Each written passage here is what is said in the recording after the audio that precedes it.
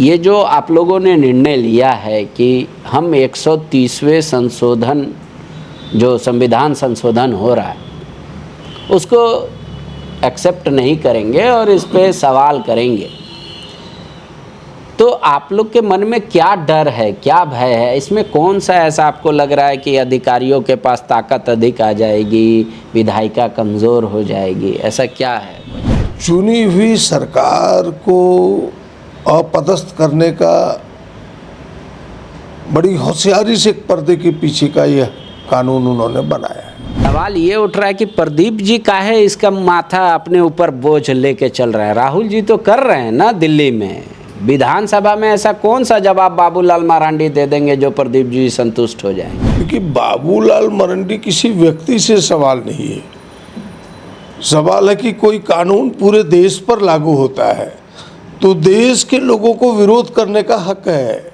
आपका सूर्या हांसदा का इनकाउंटर के बारे में विपक्ष पूछता है, इसलिए पहले आप पूछने लगे 130वां संशोधन का क्या हुआ, ये बताइए। देखिए, उनको अपना सवाल कहने का हक है, वो विपक्ष में है, वो भी जनता के चुने हुए लोग हैं और उन्हें भी सरकार जवाब देती है। सीआईडी तो आप ही की, हम संतुष्ट नहीं है, सीबीआई से जांच कराइए, तो आप दे देते जांच। अभी पहले जांच के फलाफल आए, सामने चीज़ें आए और हमें लगता है कि सरकार ने बिना कहे, बिना किसी के प्रेशर में ये चीज़ें की है और मैं इस बात का हमेशा पक्षधर रहता हूँ कि किसी की आवाज़ को दबाना नहीं चाहिए। कल चंपई सोरेन जो राज्य के पूर्व मुख्यमंत्री है और रिम्स 2 में हल चलाने के लिए सबको आमंत्रित कर रहे हैं प्रस्तावित ज़मीन पर, वहाँ अभी से ही इतना बैरिकेटिंग, धारा 144 सब कुछ लगा दिया गया है, फोर्स इतने तैनात कर दिए गए, तो फिर कैसे हो मतलब ये कहेंगे कि नहीं आप दोनों आँख में सुरमा ही लगा रहे हैं या दोनों आँख में काजल है? कोई काम लोकतंत्र में लोकतांत्रिक तरीके से होना चाहिए, कानून हाथ में लेने का किसी को अधिकार नहीं है। किसान को खेत से बरसात में दूर रख के कौन सा न्याय हो रहा है? बोल रहे इसका तो मुआवजा मिलना चाहिए, जो धन उपजा पाते थे वो तो नहीं है, बीच में बैरिकेटिंग कर दिए, दीवार कर दिया, बाउंड्री कर दिए, तार से घेर दिए, पुलिस बैठा दिए, बोले ये कौन सा न्याय है? नहीं, मैं आपको कह रहा था कि जो चंपई दा का बात कर रहे हैं या प्रदीप जी की बात कीजिए या प्रदीप यादव की बात कीजिए, कोई भी व्यक्ति लोकतांत्रिक तरीके से आंदोलन करने के लिए स्वतंत्र है। खबर बताने से पहले आज पता नहीं दिल में एक इच्छा है कि आपको एक छोटी सी कहानी बताएं। मेरे गांव में 2 भाई थे, दोनों भाई कान से ऊंचा सुनते थे। एक जब पूछता था कि क्या खेत में पानी पट गया, दूसरा कहता था हाँ ट्रैक्टर को बोल दिए हैं, ट्रैक्टर वाला को गया है ईंटा लेकर आने। दोनों की कहानी का आपस में तालमेल नहीं था, पर दूर से देखने वाले को यही लगता था कि दोनों भाई आपस में कुछ बात कर रहे हैं। कुछ वैसा ही हाल झारखंड में इन दिनों राजनीति का हो रखा है। सत्ता में कौन है, विपक्ष में कौन है, जनता इसको लेकर भारी कंफ्यूज्ड है, क्योंकि जो माना जाता था कि सत्ता कम से कम चुप रहेगी वो ज़्यादा आक्रामक दिख रही है और विपक्ष जिनको सवाल पूछना था वो थोड़ा मौन दिख रहे हैं। आज ऐसा ही एक बैठक हुआ जिसमें ये तय हुआ कि कांग्रेस सोमवार को सदन में हंगामा करेगी, सवाल पूछेगी, वो भी विपक्ष से। ये बैठक राधा कृष्ण किशोर जो संसदीय कार्य मंत्री हैं, फाइनेंस मिनिस्टर हैं, उनके आवास पर हुई। प्रदीप यादव और कांग्रेस के प्रदेश अध्यक्ष भी मौजूद थे। प्रदीप जी, ये जो आप लोगों ने निर्णय लिया है कि हम 130वें संशोधन जो संविधान संशोधन हो रहा है उसको एक्सेप्ट नहीं करेंगे और इस पे सवाल करेंगे, तो आप लोग के मन में क्या डर है, क्या भय है? इसमें कौन सा ऐसा आपको लग रहा है कि अधिकारियों के पास ताकत अधिक आ जाएगी, विधायिका कमज़ोर हो जाएगी, ऐसा क्या है वजह? देखिए, लोकतंत्र में लोक का महत्व है, जिसकी जितनी संख्या भारी उसके तरफ लोकतंत्र झुकेगा, उसके हाथ में बागडोर होगा। चुनी हुई सरकार को अपदस्थ करने का बड़ी होशियारी से एक पर्दे के पीछे का यह कानून उन्होंने बनाया है कि जो उनके विरोध में होगा, जो उनके रास्ते पर ना चलेगा, उनके कहने पर उठक बैठक नहीं करेगा। अरे उन जो एनडीए गठबंधन में क्यों ना हो, यूपीए गठबंधन, इंडिया गठबंधन की बात आप छोड़ दें, ऐसे लोगों को नियंत्रित करने के लिए इस कानून को सामने लाया है। लेकिन ये ऐसा भी तो कहा जा सकता है कि पहले भी, आप तो आज के नेता हैं नहीं, इतने सीनियर लीडर हैं, केजरीवाल जी का अगर उदाहरण छोड़ दे तो शायद ही कोई ऐसा नेता, मंत्री, मुख्यमंत्री होगा जो जेल जाने के बाद भी वहाँ से अपना काम चला रहा हो। खुद हमारे राज्य के सीएम हेमंत सोरेन ने राजनीति की अपनी चरित्र को दिखाया, इस्तीफा दे दिए, फिर वो जेल गए, दूसरे को काम दे दिया। तो ये एक हो सकता है कि उस समय कोर्ट की भी टिप्पणी आई, आप देखे होंगे, बिल में ये टर्म्स कंडीशन भी लगाया कि आप नहीं जाइएगा वहाँ सचिवालय काम करने। शायद इस वजह से ध्यान में रखकर ये बिल लाया गया हो, क्योंकि आज से पहले तो इस तरीके का बिल का कभी ज़रूरत ही नहीं पड़ा संशोधन का। वही बात, तो जो बात आप कह रहे हैं, मैं तो उसी बात पर जोर दे रहा हूँ कि जब कानून नहीं था तब तो उन्होंने विरोधियों को इतना परेशान किया, विरोधियों को मजबूर किया, जेल में, हवालात में बंद करके, महीनों रख करके सरकार गिराने का प्रयास हुआ। ये लोकतंत्र का ही अपमान है, जनता की चुनी हुई सरकार का अपमान है। इसलिए हम सबका मानना है कि यह कानून बिल्कुल एक पुलिसिया कार्रवाई के लिए केवल ये कहता है कि नहीं, हम साफ सुथरा करना चाहते हैं, हम शुद्धिकरण चाहते हैं। शुद्धिकरण नहीं, उनकी मनमानी कैसे चले, इसके लिए कानून उन्होंने लाया है। और मैं दावे के साथ कह सकता हूँ कि इसके परिणाम बड़े ही बुरे आने वाले हैं। उनके हाथ में ईडी है, उनके हाथ में सीबीआई है, उनके सारे पर कई संस्थाएं हैं। जिस तरह से उन्होंने संस्थाओं को आज कैद कर लिया है, ये चीज़ें पहले नहीं थी।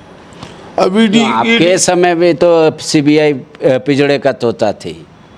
अब ईडी और सीबीआई का जिस तरह से दुरुपयोग हो रहा है, ऐसे दुरुपयोग में किसी भी व्यक्ति को किसी न मुकदमे में फंसा करके, महीनों रख करके उन्हें अपदस्थ किया जा सकता है। सच यही है। इसलिए हम सब कह रहे हैं कि इस कानून को वापस करो। यह कानून आपके शुद्धिकरण के लिए नहीं, भ्रष्टाचार समाप्त करने के लिए नहीं, लोकतंत्र का गला घोटने के लिए है। और आज कांग्रेस नहीं, पूरा हमें लगता है कि सारी पार्टियां जो एनडीए में है वो भी इसके विरोध में है। ठीक है, सवाल ये उठ रहा है कि प्रदीप जी काहे इसका माथा अपने ऊपर बोझ लेके चल रहे हैं। राहुल जी तो कर रहे हैं ना दिल्ली में, विधानसभा में ऐसा कौन सा जवाब बाबूलाल मरांडी दे देंगे जो प्रदीप जी संतुष्ट हो जाएंगे। फिर ये सवाल क्यों उठाएगी कांग्रेस यहाँ पे। देखिए, बाबूलाल मरांडी किसी व्यक्ति से सवाल नहीं है। सवाल है कि कोई कानून पूरे देश पर लागू होता है तो देश के लोगों को विरोध करने का हक है। सर, लोकतंत्र में तो जगह है ना। विधानसभा भी एक फोरम है जहाँ से संदेश हम देते हैं कि यह विधानसभा, कोई भी कानून होता है तो 15 राज्यों से सहमति भी ली जाती है, फिर राज्यों की भी सहमति होती है। तो हमारा एक मैसेज है, हमारा एक संदेश है कि यह इस कानून के हम विरोधी है। और हम सब नहीं, कल झारखंड मुक्ति मोर्चा ने भी पूरे प्रदेश में इसका विरोध किया है। और हमें लगता है कि पूरा, केवल कांग्रेस नहीं, पूरा इंडिया गठबंधन 25 तारीख को इसका विरोध करेगी और बाहर भी प्रदर्शन करेगी, अंदर भी इसका विरोध करेगी। लेकिन सवाल तो ये उठ रहा है कि मूल सवाल से आप भागने के लिए एक नया सवाल ला दिए, आपको जवाब देने के लिए रखा गया। आपका सूर्या हांसदा का इनकाउंटर के बारे में विपक्ष पूछता है, इसलिए पहले आप पूछने लगे 130वां संशोधन का क्या हुआ ये बताइए। ये सब भी तो आरोप आप पे चस्पा हो सकता है ना। देखिए, उनको अपना सवाल कहने का हक है, वो विपक्ष में है, वो भी जनता के चुने हुए लोग हैं और उन्हें भी सरकार जवाब देती है। और उनके परिवार को भी हक मांगने का अधिकार है। उनके परिवार भी कह रहे हैं कि न्याय की गुहार लगा रहे हैं। सरकार ने पहली तौर पर उन्हें सीआईडी जांच में दिया भी है। तो ये सारी चीज़ें चलती है। और सीआईडी तो आप ही की है, हम संतुष्ट नहीं है, सीबीआई से जांच कराइए, तो आप दे देते जांच। अभी पहले जांच के फलाफल आए, सामने चीज़ें आए, और हमें लगता है कि सरकार ने बिना कहे, बिना किसी के प्रेशर में ये चीज़ें की है। और मैं इस बात का हमेशा पक्षधर रहता हूँ कि किसी की आवाज़ को दबाना नहीं चाहिए। जो भी है, लोकतंत्र में सारे लोग स्वतंत्र हैं, स्वच्छंद हैं, उन्हें कहने का अधिकार है। भारतीय जनता पार्टी भी जिन सवालों को ला रहे हैं, उनके सवाल भी सामने रहेंगे सरकार के, उनके परिवार के सवाल भी रहेंगे, आम लोगों के भी सवाल रहेंगे, और हम भी जो सवाल ला रहे हैं वो भी जनता के हित में, लोकतंत्र के हित में, वो सवाल भी खड़े हो। आप कह रहे हैं आप चाहते हैं कि सबको सवाल पूछने का मौका मिले, यही हेल्दी लोकतंत्र है। कल चंपई सोरेन जो राज्य के पूर्व मुख्यमंत्री है, और रिम्स 2 में हल चलाने के लिए सबको आमंत्रित कर रहे हैं प्रस्तावित ज़मीन पर। वहाँ अभी से ही इतना बैरिकेटिंग, धारा 144 सब कुछ लगा दिया गया है, फोर्स इतने तैनात कर दिए गए, तो फिर कैसे हो मतलब ये कहेंगे कि नहीं आप दोनों आँख में सुरमा ही लगा रहे हैं या दोनों आँख में काजल है? ऐसा तो नहीं कहा जा सकता ना। देखिए, कोई काम लोकतंत्र में लोकतांत्रिक तरीके से होना चाहिए। कानून हाथ में लेने का किसी को अधिकार नहीं है। किसान को खेत से बरसात में दूर रख के कौन सा न्याय हो रहा है? बोल रहे इसका तो मुआवजा मिलना चाहिए। जो धन उपजा पाते थे वो तो नहीं है, बीच में बैरिकेटिंग कर दिए, दीवार कर दिया, बाउंड्री कर दिए, तार से घेर दिए, पुलिस बैठा दिए। बोले ये कौन सा न्याय है? मैं आपको कह रहा था कि जो चंपई दा का बात कर रहे हैं, या प्रदीप जी की बात कीजिए, या प्रदीप यादव की बात कीजिए, कोई भी व्यक्ति लोकतांत्रिक तरीके से आंदोलन करने के लिए स्वतंत्र है। लेकिन आंदोलन के बदले हम कोई कानून को हाथ में नहीं ले सकते, और कानून कोई भी हाथ में लेगा तो फिर कानून उस पर कार्रवाई करेगी। बस इतना ही इसका उत्तर, इससे आगे तो मैं कुछ कह नहीं सकता। सवाल तो ये भी होगा कि प्रदीप जी धरने पर गए थे उनका साथ देने, लेबरों का जो अडानी के खिलाफ थे, उसका क्या हुआ? आप ही के सरकार के मंत्री गए थे, आश्वासन दिए थे, तो वो भी आश्वासन पंचवर्षीय आश्वासन की तरह, वर्षीय की तरह हो गई ना। वहाँ तो पूछ रहे हैं, वहाँ के लोग बार बार फ़ोन कर रहे हैं हमारे दफ्तर में कि सर थोड़ा पूछिए ना क्या हुआ हम लोग का क्या हुआ। देखिए, यह उत्तर तो बेहतर आपको जिसने आश्वासन दिया है वो देगा। हम तो आपको इतना ही कह सकते कि उन मजदूरों का, उन रैयतों की मांग जायज़ है। आज भी उनके मांग खड़े और उनके पक्ष में आज भी खड़े हैं। और हाल के दिनों में हमने फिर से एक बार स्थानीय जिला प्रशासन से बात की थी। उन लोगों का भी प्रतिनिधिमंडल स्थानीय जिला प्रशासन से मिला था, और हमें लगता है कि मैंने मुख्यमंत्री से भी इस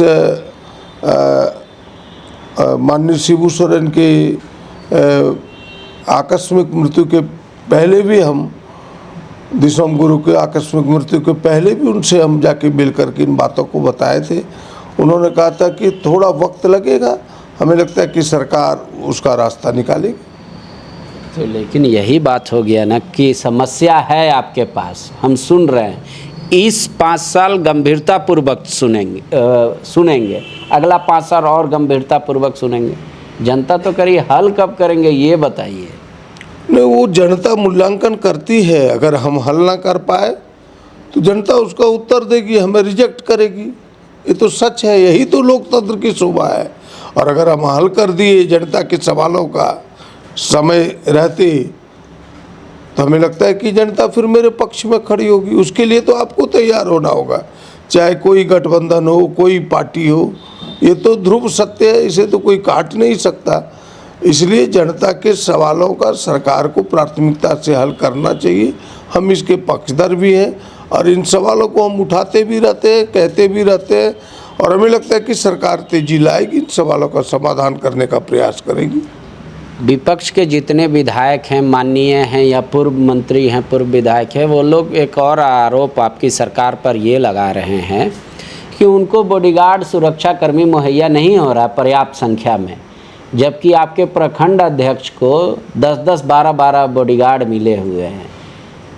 तो ये कह रहे हैं कि ये कैसा मापदंड है, ये कैसे तय हो रहा है कि किसके पास कितना सुरक्षा होना चाहिए, नहीं होना चाहिए? देखिए, जो जिस जिले के हैं उस जिले के उपायुक्त, उस जिले के आरक्षी अधीक्षक, ये उनको असेसमेंट वो करते कि किनको कितनी सुरक्षा चाहिए।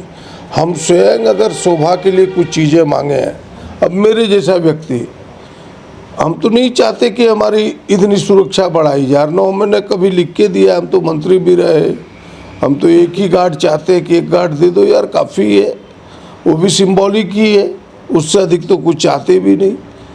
तो आदमी, कुछ लोगों की मानसिकता रहती है, विरोध में हो सत्ता पक्ष में हो, कि न 10 बॉडीगार्ड रहे, दुनिया की नज़र में हम वीआईपी साबित हो। तो ऐसे लोगों की इच्छा रहती हो कि लेकिन वहाँ के उपायुक्त, वहाँ के आरक्षी अधीक्षक इन चीज़ों को असेसमेंट करके गार्ड मुहैया कराते। अगर किसी की कमी है तो हमें लगता है कि उसके ऊपर के पदाधिकारियों के पास गुहार लगानी चाहिए। हमें लगता है ज़रूर इन चीज़ों पर गौर करना चाहिए। अगर किसी की कमी है तो वो दूर होगा। बहुत सारे मुद्दे हैं विपक्ष के पास, कह रहे लॉ एंड ऑर्डर में आप एकदम जो वादा करके आए थे उसका एक पैसा भी काम नहीं हो रहा है। मैया को आप लोगों ने पहले पैसा दिया, अब कह रहे आधार कार्ड लाओ, आधार ले आए तो बोले लिंक नहीं है, लिंक नहीं है तो ओटीपी नहीं जा रहा है, तो सर्वर फेल है। बोले ऐसे काटते जा रहे हैं। बोले ये तो फिर वही छल हो गया ना।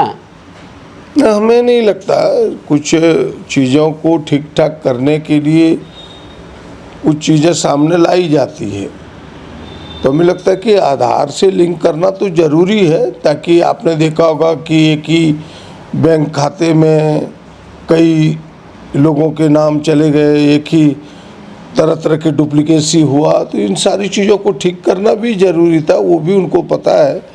और उस ठीक करने में अगर 1-2% कहीं मिसमैच हुआ, कहीं गलती हुई, तो हमें लगता है कि उसके लिए पदाधिकारी ऑथराइज्ड है, वो उनका काम है। और हम सब जनप्रतिनिधि इन चीज़ों को, जिस स्तर का काम है उस स्तर पर सुधार करने के लिए हम सब जनप्रतिनिधि, हम सबको उसमें सक्रियता से भागीदार होना चाहिए और सहयोग करना चाहिए। चुनाव के दौरान आपने कहा था हमारी सरकार बनेगी, हम लैंड बैंक ख़त्म करेंगे, जीएम लैंड का रसीद काटेंगे। हाई कोर्ट ने आपको कहा कि आप जीएम लैंड का रसीद काटिए, तो आप उस हाई कोर्ट के फैसले के खिलाफ सुप्रीम कोर्ट चले गए हैं सरकार। तो इसको किस रूप में देखा जाए? देखिए, जीएम लैंड के बारे में विस्तार से थोड़ा, ये छोटी मोटी चीज़ नहीं है, एक बड़ा विषय है और इस विषय को एक पंक्ति में उत्तर नहीं दिया जा सकता। कहीं ज़रूरतमंद को भी जीएम लैंड मिला है, कहीं बिना ज़रूरतमंद के लोगों ने भी जीएम लैंड पर अधिकार जमा रखा है। बड़ी विस्तार से, गहराई से जाना होगा उसमें कि भाई मुख्यतः यह जो सरकारी भूमि है वो ऐसे लोगों के लिए था जो भूमिहीन लोग हैं। अब कुछ भूमिहीन ना रहते हुए मेरी नज़र में लगभग मैं कह सकता हूँ कि 80% ऐसे लोग उसमें घुस गए जिन्हें ज़रूरत नहीं है, जिन्हें पहले से ज़मीन है।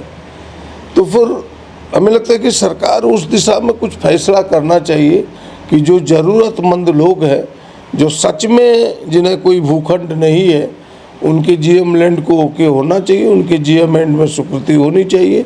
और जो ऐसे लोग हैं जो अपनी ज़मीन जायदाद बढ़ाने के लिए जीएम लैंड पर कब्जा करें, ऐसे लोगों को तो कतई ज़मीन मिलनी नहीं चाहिए। मेरी राय यही है। लेकिन आगे हाईकोर्ट का क्या निर्णय है, सरकार किस फैसले को लेकर के आगे गई है, ये मेरे संज्ञान में नहीं है। आपने कहा है तो उसका अध्ययन करता हूँ, फिर विस्तार से उत्तर आपको बताऊँगा। एक आखिरी सवाल है मेरा। राज्य के नेता प्रतिपक्ष बाबूलाल मरांडी जी ये जानना चाह रहे हैं कि जब से आपकी सरकार का गठन हुआ, बोले विकास का काम कौन सा हुआ, ये बताएं इतने महीनों में। हमें लगता है कि उनको तो सामने दिखना चाहिए, चश्मे को बदल करके। अभी सामने ही ओवरब्रिज है, सामने ही 2 ओवरब्रिज सामने खड़ा है। कई जो बड़ी चीज़ें वो तो दिखती है। फिर अब विकास के कामों में मैया सम्मान उस विकास का ही एक हिस्सा है। तो कई चीज़ें हैं, अभी शिक्षक की बहाली उसी का एक हिस्सा है। तो ये सब विकास तो सतत प्रक्रिया है, कोई एक दिन में तो ऐसा नहीं कि 9 महीने में इतना हो जाना है, 10 महीने में इतना हो जाना है। वो एक प्रक्रिया है, उस प्रक्रिया में सरकार तेजी ला रही है।